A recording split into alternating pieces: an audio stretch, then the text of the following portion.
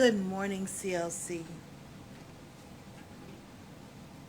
I invite you now to join me in entering into divine consciousness, allowing that open channel to give you everything you need. As you breathe in, receive it. As you release the breath, release all that no longer serves you. If you feel so inclined, go ahead and take another nice, deep, cleansing breath in, breathing in love and light. And as you release the breath, allow your body to just relax. Find any spots where there's tension or stress, and just let it go for now.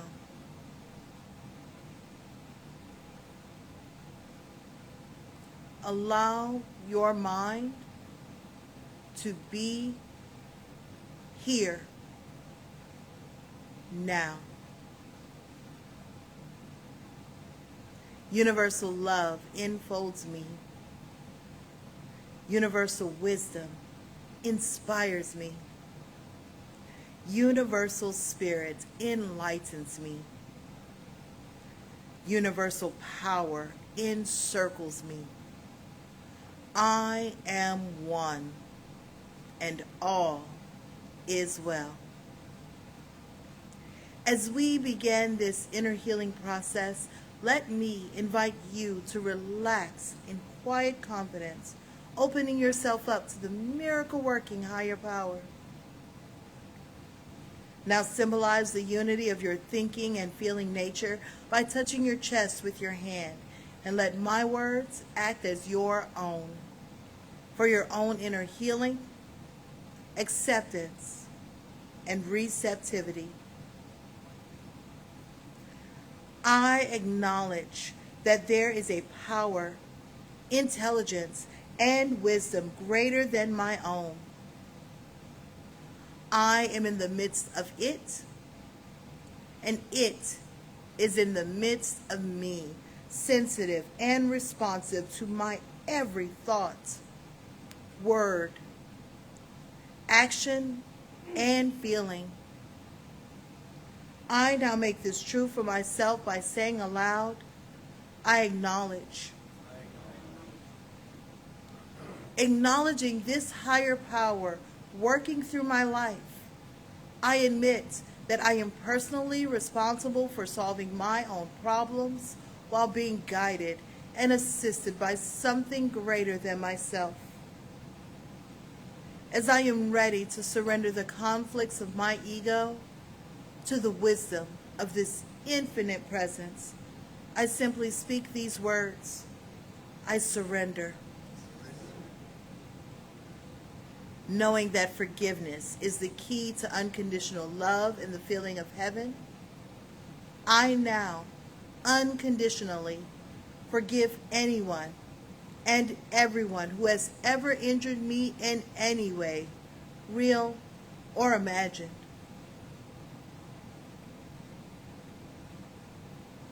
And I now forgive myself for all of my mistaken judgments and their resulting actions. From my deepest level of understanding, I now say, I forgive. Realizing that I continually experience the effects of my own thinking, I now choose to allow this higher power to recreate me deeply, filling my mind with thoughts that are only positive, constructive, loving, and beautiful.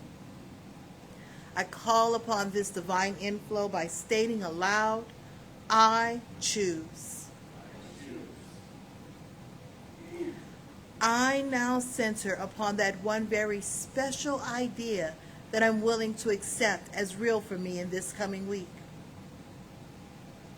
Visualizing that idea as already acted upon and brought to pass. In seeing my idea become a fact of my experience, I enjoy the happiness and peace of my thought fulfilled and gratefully speak these words. I accept.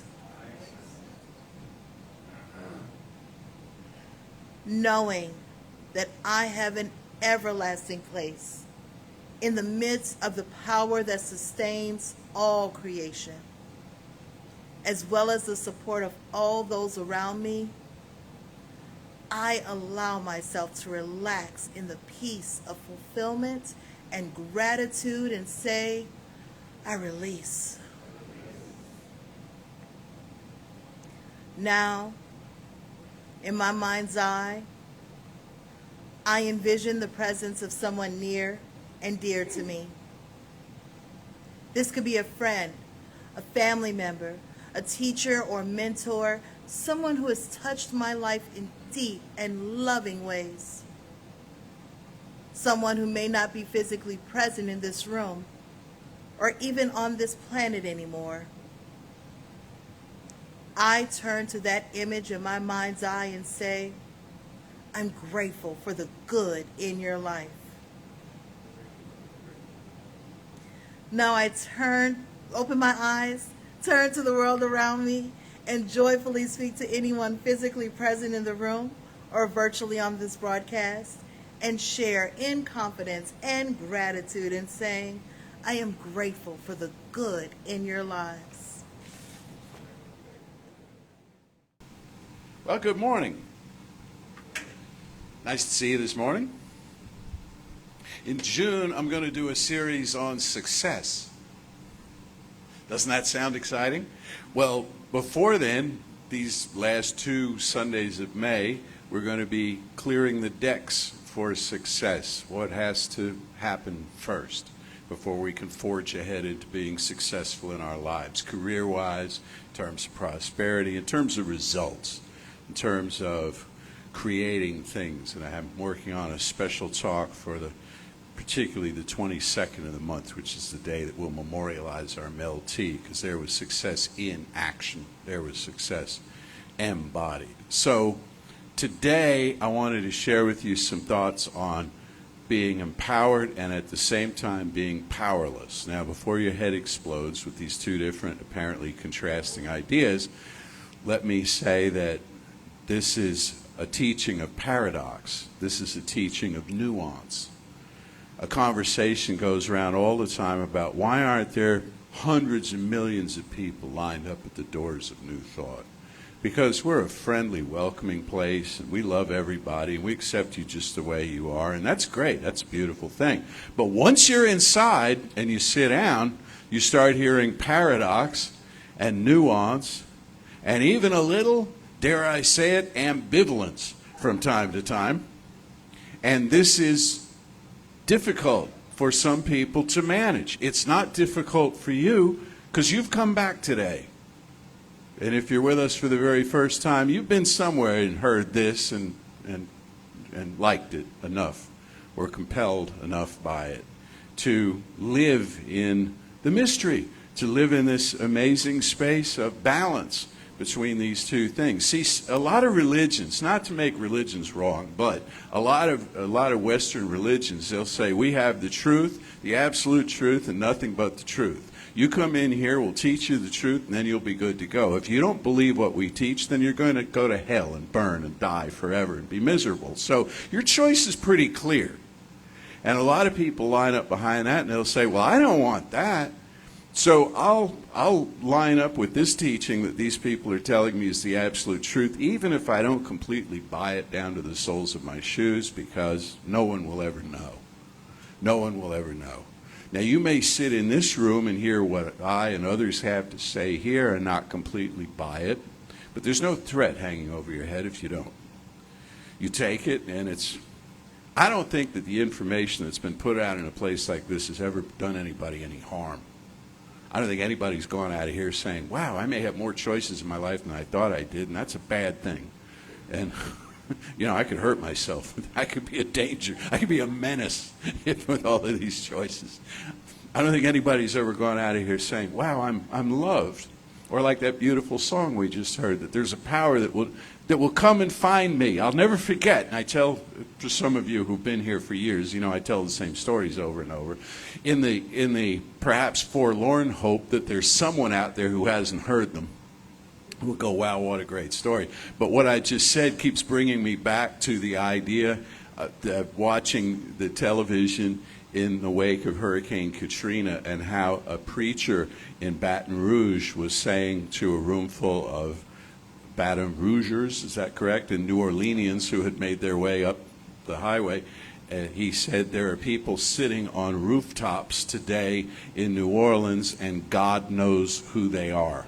And that hit me like a ton of bricks. It's on one level kind of obvious. If it's God, then God knows, right? Being this infinite presence and stuff. But the fact that it was such a reassurance to people that something is coming to rescue your loved ones, something is coming, something is looking and will not give up. And will not give up. There is a power and a presence that will not give up until all, as they say, all peaks are leveled and all valleys are raised. There's something that won't give up until everybody is taken care of and remembers who they are. So we come to this place and we hear these things about nuance and paradox. And one of the big ones today, see, we're a very enthusiastic and positive teaching. And we'll say, you can do anything and you need to affirm it. You need to affirm to yourself what you can do. I am great and I am wonderful and I'm special and I'm beautiful and we do this. And you are too and so are they, and on and on. And then some of us who are in recovery in this program go to another meeting another night of the week and we get up and we say, well, I'm powerless. And the people who hear us say both, they do what? How can you manage? Now, if you're a person in recovery and you declare yourself powerless and somebody else gives you a hard time about it, there are two things to know about that. One is you have no power over them giving you a hard time about it, but to walk away.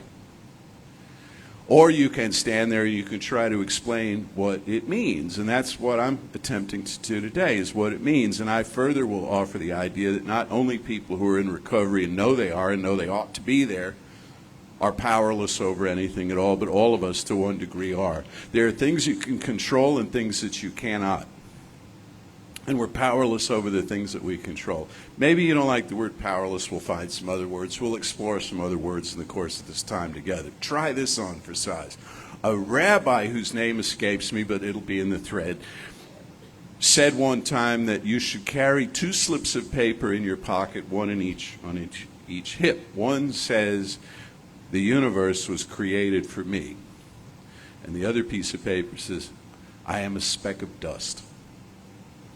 You should carry these in each, and you should take them out, at random and be reminded of this. 2 people standing, gazing into a starlit night, and one of them says, I am invincible. And the other one says, I am utterly insignificant. They're both right. We are invincible, and we are utterly insignificant. When are we utterly insignificant? When we think that we're invincible, because of our own cleverness, because of our own efforts, because of our own training, education, good luck, privilege, whatever. When we think it's because of us, that's when we diminish into insignificance. Because nothing of value about us is earned. Everything of value about us is intrinsic, inborn. We were created as a chip off the old block. Sorry, Chip. We were created as his name's Chip. We were created as a representation of spirit in form, just the way we are, and everything else is gravy. Everything else is gravy. If you accomplish great things, it's gravy. If you become famous and rich and so on, it's an adornment onto the essence of who you are. We are powerless when we are unplugged. And we consciously unplug from our source, or some would argue we are unplugged by society, by our family of origin, by other influences. We are unplugged from our source. We are taught that it's distant, uncaring, unfeeling, kind of mechanical. And so we feel bereft, we feel alone, and that's the loss of our power. We can't do much, we can't say much that sticks, that lands, that makes a difference until we develop a practice of reconnecting with our source. We call that a spiritual practice. But even if it's a scientific or more of an engineered practice, not so much spiritual in nature overtly, in other words, it's more logical than it is like penitential or something, it reconnects us in some way. In other words, think about your life. Did you create you? Do you beat your heart overnight while you sleep? Do you digest your food? Do you know how to do that? Does anybody know how to do that? There are all sorts of forces at work within you that were there before you were born. Speaking of when you were born, you came to this earth, there were already trees and clouds and rocks and rivers and lots of other people and lots of other beings and a whole history back of that you had nothing to do with. And even if you believe in reincarnation, that you've been here multiple times, you weren't here the whole time. And you weren't everywhere all at once. And while you were busy being you, somebody else was over here doing something else. And all of that is beyond our control and all of that. So logically, there's got to be a power greater than I am. There's got to be a power at work here that's more than just my own self-discovery, my own awareness. Well, if there's such a power, then we ought to get to know it. And the best way to get to know it is to go talk to it. Maybe the second best way is to come here on Sunday morning and sit here and listen to me or other people talk about it. And that's good too, and there are classes, and there are plenty of books you can read. More on that in a minute. But the best way is to just go see this thing yourself in the privacy of your own soul and say, as I think this could be Voltaire said, I do not recall exactly, "Oh God, if there be a God, save my soul if I have a soul." God, if there is a God, show yourself. Show yourself to me, the God in hiding. Show yourself to me. And you know what? It will. It's been waiting for you to ask. It can't help it. It has to show itself. God is a ham. Did you know that? God loves to be asked to perform. Right, Mary, I brought my harp to the party, but nobody asked me to play, right? God shows up and says, aren't you going to ask? I've been here the whole time, you know. Want to see a few card tricks or something? It will perform. It will manifest. You say, God, show me a miracle. I'm looking at Jim Cantor here in a talk he gave a few weeks ago about the power of wonder. Well, to have the power of wonder kick in, you've got to have the power of full explanation in advance of things step aside. The power that we have to parse things and understand what makes them tick, it can take the joy out of everything pretty quickly. If you look at a sunset and realize that's air pollution that you're looking at, those are suspended particles of crud in the air that the sunlight is filtering through. Where did all the poetry and the music and the art about sunsets go? Right out the window, right? Until you decide to fall back in love with it. Fall back in love with it by a deliberate, conscious act. When I was a young person, before I discovered the science of mind on my own terms, my family, as you know, was into it, but I wasn't listening. But what I was doing was reading popular literature of the day. This is 50-ish years ago. And I read a book. What it was, I'm not going to tell you who it was because these guys will turn it up for you, and that's a rabbit hole you really don't need to go down this morning. But it was a novel by a novelist who'd written other novels and was part of a group of people who were all writing novels kind of along the same line about existentialism at the time. And so I read this book, and it's about this character who's trying to discover themselves, and they're trying to figure out what makes life worthwhile. And, there's all kinds of back and forth and human drama in it and so on. But the conclusion that they came to was that while they came to believe, let's put it this way, that objectively life had no meaning. Objectively, life had no meaning. Life had no purpose, life had no function, no use, whatever. But subjectively, it had meaning all over the place, and that was where they needed to look. In other words, it's not like there's something that you have to discover that's hidden from you, and when you do, you win, and you get a prize, and you're saved, and you're good to go. No, instead, it's all a process of experience. Life is a process of experience. That's why it's an experiential or existential body of work. life is an experience. It's not what happens that's so important. It's how you feel about what happens.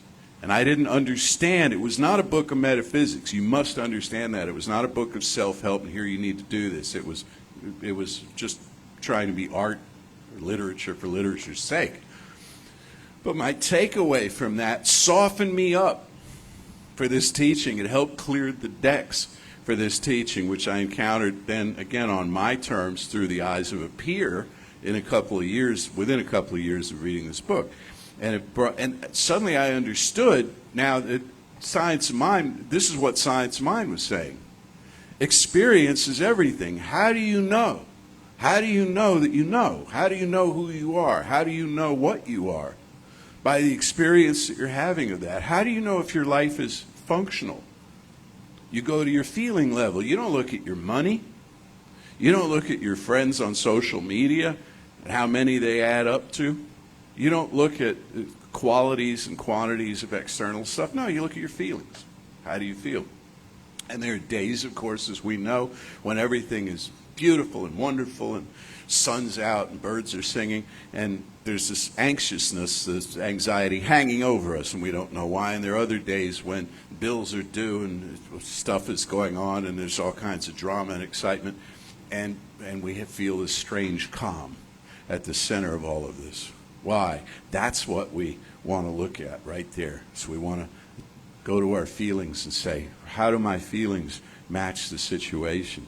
How are they coming in these waves? How are they working in this way? So this is how we begin to distinguish between what we can control and what we cannot. One thing you learn you can't control, and I hope you've learned it by now. If not, there's a little more suffering in store. You can't control other people. You can't control other people. You can't make them do what you want no matter how hard you try. No matter how hard you perform for them, they will do what they do. So let it go. What you can do is control your experience of other people. For example, when we have a difficult person in our lives, and I'll get more into detail on this in June, but when we have a difficult person in our lives, often what we think is, well, there are two options. One is they change, and the other is they fall off the earth. They change or they go away. But there are other options we don't look at. One is we change. No, we don't want to do that. We're right. See, they're wrong. Why should I have to change? I'm the right one. They're the wrong one. Okay, there's another option. You don't like that option? Here's another option. I don't change. They don't change. But what they do doesn't bother me anymore. What they do, they keep doing what they do, and it doesn't bother me anymore. How can that happen? Well, that actually is my changing. But it's changing my interpretation of events and experiences. To put that in the simplest possible terms, I no longer swing at every pitch.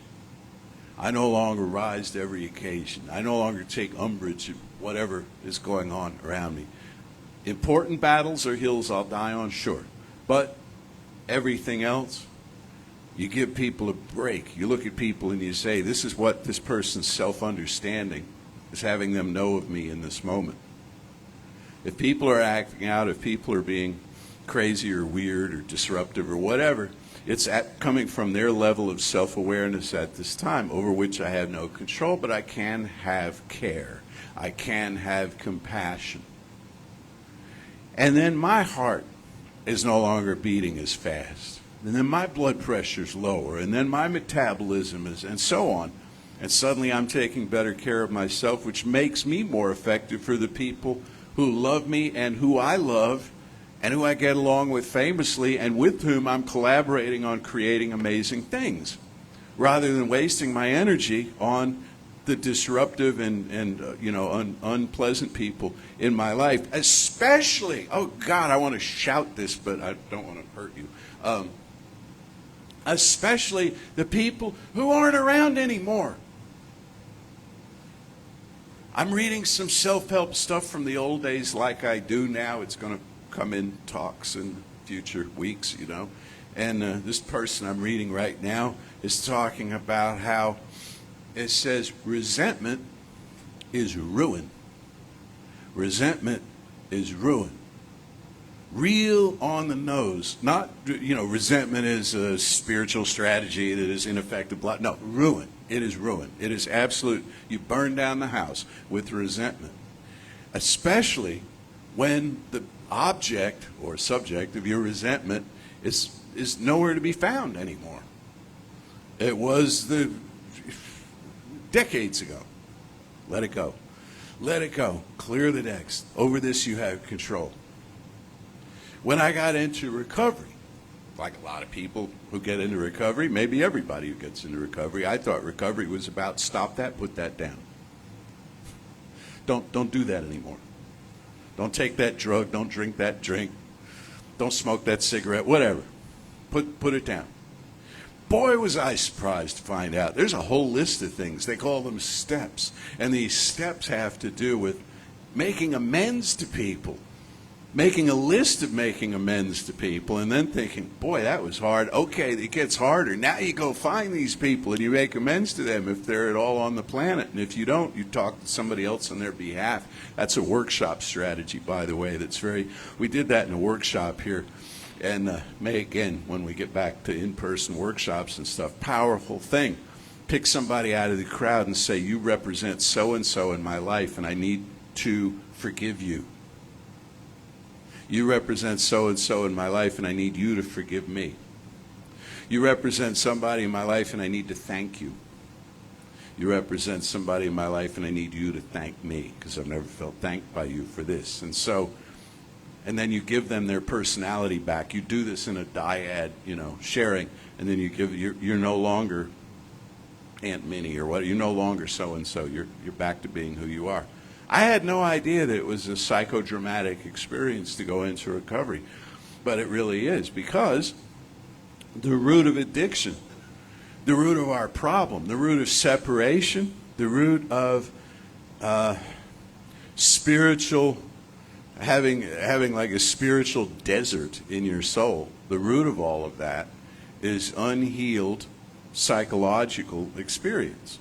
The unforgiveness that we have, the resistance that we have, the blame of others that we have, and maybe most of all, the regret that we have within ourselves for the things that we should have done and didn't do, or should not have done and did do repeatedly. That's what we look at to heal. And in that way, we get what do we get? We get our power back. We get our power back. See, we've had it before. When you get your power back, it's not an entirely unfamiliar thing. You get your power back. I recognize this. I had this power before. There was a time when I was sort of a clean slate in this life, or some life somewhere, and I recognize this, and it feels like home. That's why people talk about homecoming, the spiritual homecoming. You come back to yourself. You come back to yourself, and you pick up the power where you left off with it. And now you're able to make changes. Now you're able to do amazing things in your life. Now you let things go and you leave them gone. You let bygones be bygones. You trust in the process. You trust in life. You trust in people. And if somebody betrays you, it doesn't rewrite the laws of life for you. You just say, well, that's them, and that's this, and that's here, and that's now. But the undergirding story, or the backdrop to what you're doing in life, now becomes this matter of trust that everything is working together. And I'm happy to say in my life, I'm feeling that increasingly, and it's taken decades. And it's not because I came from behind the eight ball so far. It's just I'm a complicated person, like all of us are, and I can take a situation and turn it into a problem in my mind very easily. I was trained by the best at this, Sweet, loving people. I don't wish to portray, my family or anything else as these, monstrous individuals who twisted this little kid. Not at all. I know that happens. It did not happen in my house. What did happen was I was taught to trust basically nothing till you figure it out. And that only took me, so far, and that only took me decades to realize it's not really the answer. So to breathe and to know, and then to know there's a power. There's a power that when my good offices run out, there's a power that picks up. When I don't know who's sitting on a rooftop somewhere needing rescuing, there is something that does know. Like very famously, Ernest Holmes, I've told you this story a million times. Ernest Holmes, somebody came to him more than once, people did, you know. And they said, well, I have this terrible problem in my life. What should I do about it? And they explained the problem. And he said to them, I have no idea what you should do, but there is something that does know. And we will go talk to that. So we turn it over to this power. That's being powerless and being empowered. And 2 quick stories about being empowered out of the news lately. I just love these, just little vignettes, you know, about people who step up. One is from a long time ago, but I just heard the story. A songwriter, a singer-songwriter by the name of John Prine. John Prine. He became very well known among singer-songwriters, and he wrote lots of material for other people that they went and made famous. He told a story about he was a letter carrier in Chicago, and he played the guitar at home. Well, he went out, he took classes at the Chicago School of Folk Music, and across the street from that was a coffee house back in the day. And he goes to this coffee house, and they had an open mic night, like pretty much, I guess, all through the week. And then on weekends, they had paid acts. And so he's sitting there with his pitchers of beer and some people at the table at the open mic night, and he's listening to this music. And under his breath, he says something. And then, what? What did he say? He said, this is awful. Somebody at the table says to him, well, if you think you can do any better, why don't you get up there and take the stage? So he did. He sang 3 songs, and they hired him. And the rest is history. In a very short period of time, he released his job with the post office, and he went on to become this musician. He passed during COVID. He was terrific. I see Ann nodding. He was a terrific musical influence. The other one is a guy I don't really know. I find that I'm not following sports as carefully as I once did, which is not a bad thing. It's other things have replaced it. But when they hold the NFL draft every year, and they draft college football players to play in the NFL, right? They draft them they go through rounds of drafting them. And you want to be a first-round draft pick. And if you can't, you want to be a second round, and so on. And they go on through, I don't know, however many rounds. But there are a few thousand of these football players that get drafted.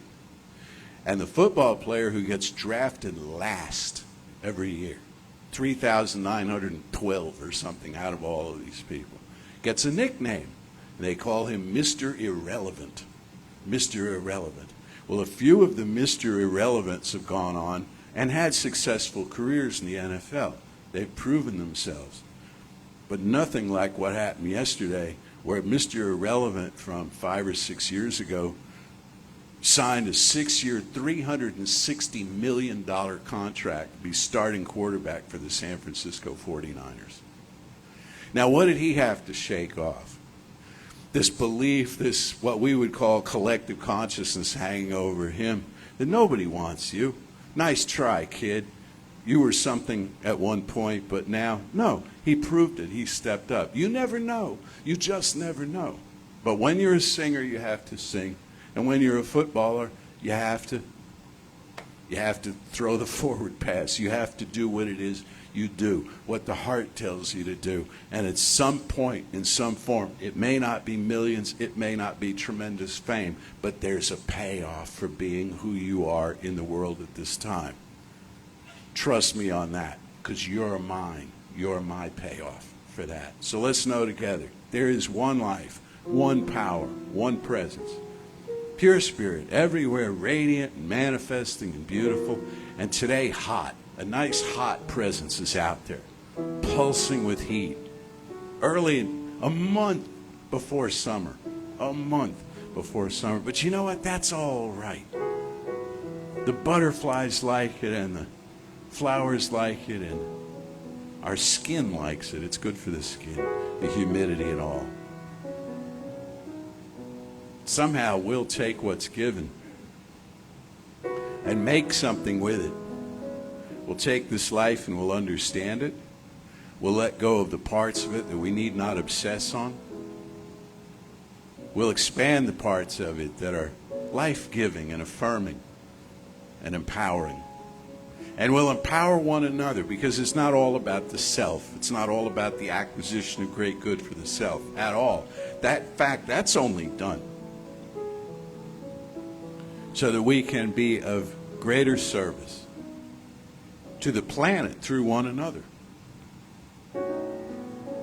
And all of this has been set up from time immemorial to work. Human activity can mess it up. We've seen that happen. Human activity can clean it up too. We've seen that happen. And right now, that's where we're working. Our eyes are watching God and seeing a mirror image back to us, the life that we are. We are that power incarnate. We have what it takes because we are what it takes. And for this knowing, the way that it rolls out in form everywhere we turn, I am so deeply grateful.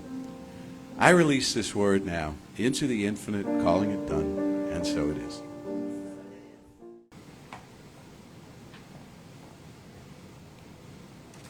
You know, as a Brit, I thought the NFL draft was beer. Okay. I'm not going to bore you today with all the stuff that goes on. I think pretty well everybody here in the room and online gets the email. If you don't get the email, you can sign up for it. Either let them know online or in the foyer, you can just put your email address in there. As we come up to giving time, once again, thank you for your donations. We truly appreciate it. There's lots of different ways to give. You can give through PayPal. You can give online. You can actually send a check. You can pay in the bookstore. There's lots and lots of ways that you can make a contribution, as well as, of course, every Sunday, if you wish, you can contribute in person in the room here. So as our usher makes his way up, as he marks time, his name is Mark, for the ones of you online. So please say with me, divine love, through me, blesses and multiplies all the good I am and have, all the good I give and receive. I am prosperous now, and so it is. For my last one, which is my favorite one, which is to turn you loose into the world with a little bit of treatment. Or I'm going to turn you loose to the business meeting with a little bit of treatment. So, step with me consciously into the sacred. Take a nice deep breath. Breathe it in. Breathe in everything that you have heard. And as you release the breath, know that it is ever available, always available.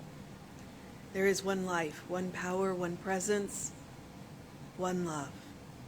Each and every one of us are that manifestation of that life, that love, that power, that presence.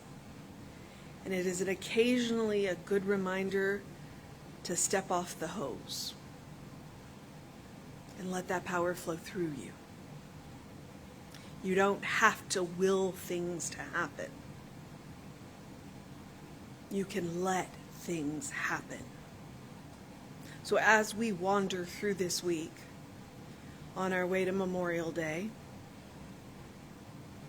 I am knowing that the power flows easily and effortlessly through us. That the words that we seek bubble up naturally. That which we are setting out to do, the steps come easily. The resources are at hand. And the projects go flawlessly.